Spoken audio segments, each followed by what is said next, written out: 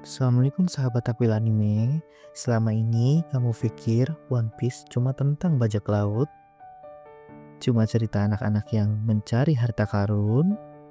Kalau kamu percaya itu, kamu belum cukup jeli.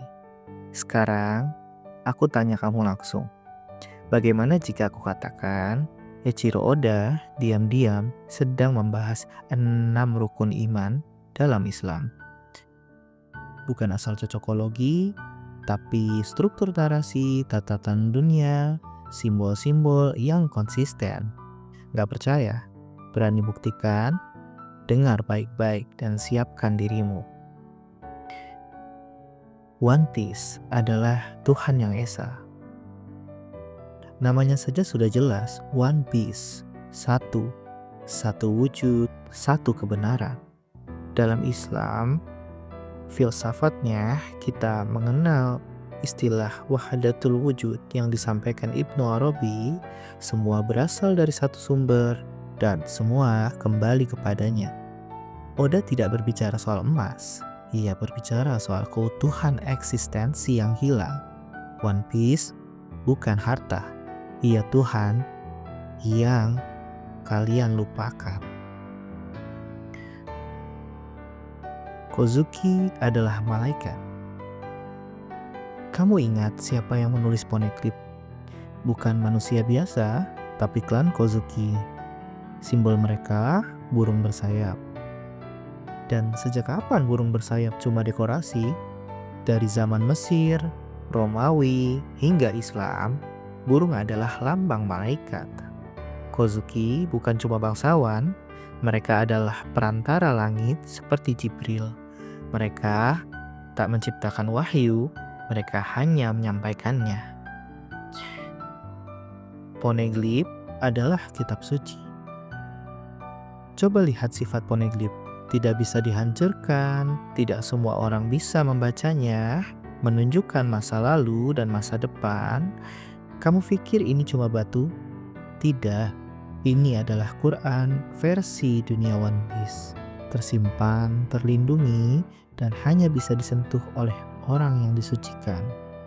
Kalau kamu masih nggak percaya ini paralel dengan kitab suci, kamu belum benar-benar membaca Poneglyph. 4. Roger adalah rasul tanpa tulisan.